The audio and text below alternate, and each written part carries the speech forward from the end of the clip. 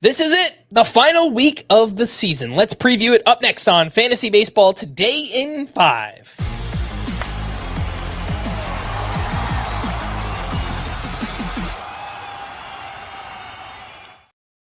Welcome into FPT in 5 on Friday, September 20th. I am Frank Stampfl, joined by Scott White, and let's preview the final week of the season. We are here, week 27. Starters sit these two start pitchers. Normally, Sonny Gray must start, but one of his starts is in Coors Field. The other is at San Francisco. Yeah, and I do think you have to keep in mind heading into this final week of the season, teams can kind of do whatever they want. There's no following week, and so they could just shut a guy down. They could remove him after 2 innings.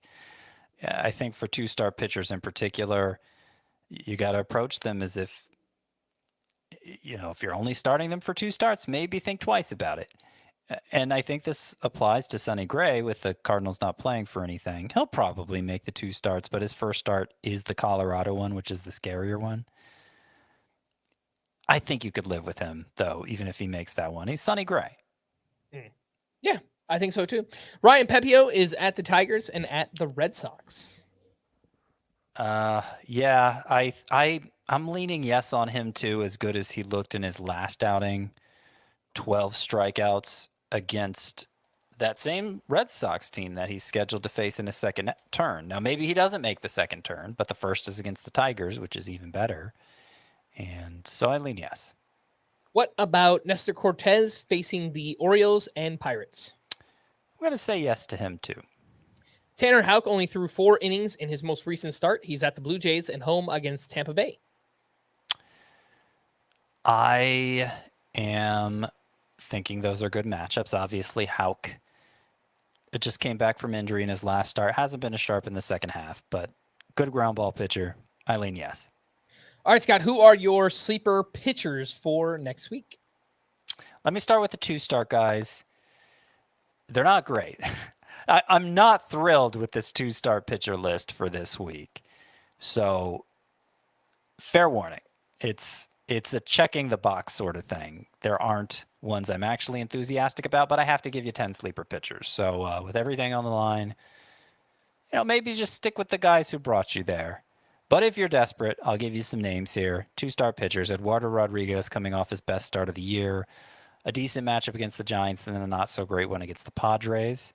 Jose Quintana actually has a 0.28 ERA in his last 5 starts.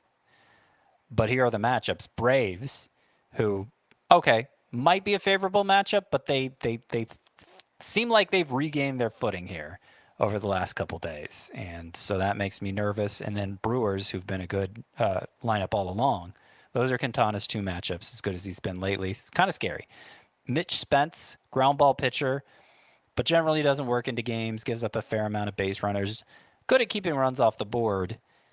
Rangers and Mariners, you like those matchups, but I think that's still just a points league play, Mitch Spence. Dean Kramer, he's been very solid of late, but he gets the Yankees and the Twins. Scary matchups. Scary. Don't think I could do it outside of points leagues. Those are the 2-star pitchers I like. 1-star options, I think these are a little bit better. Cody Bradford at Oakland. Zach Littell has had a great 3-start stretch against the Tigers. J.P. Crawford at Seattle. Cutter Crawford against the Rays. So, a lot of fly ball guys here who can sometimes get burned by home runs. But if they don't get burned by home runs, they tend to just limit base runners altogether. So, kind of boomer bust plays, but you like the matchups for those guys. Tobias Myers has been shaky of late, but he's at the Pirates. Tyler Anderson at the White Sox. And that's it. All right, let's slide over to the hitters and the best matchups for the final week. The Cardinals, Phillies, Blue Jays, Rockies, and Twins. The worst hitter matchups, Nationals, Orioles, Athletics, Yankees, and Astros. Scott, who are your sleeper hitters for week 27?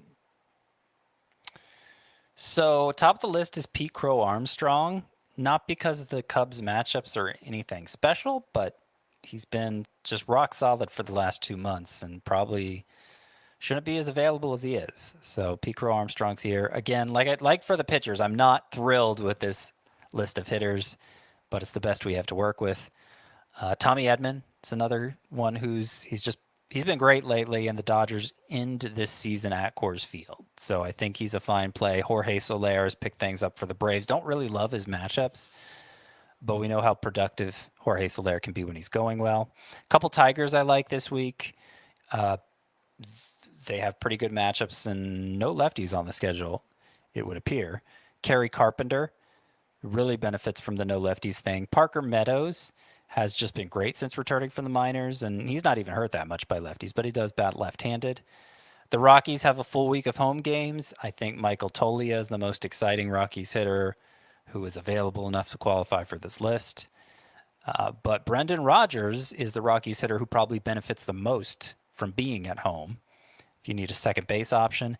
Andrew Vaughn I actually like quite a bit this week. He's had a big September. 4 lefties on the schedule for the White Sox. His numbers are much better against lefties. Carlos Santana with the Twins having the 5th best hitter matchups. And then rounding out the list here is Michael Busch, who's had a pretty productive September so far.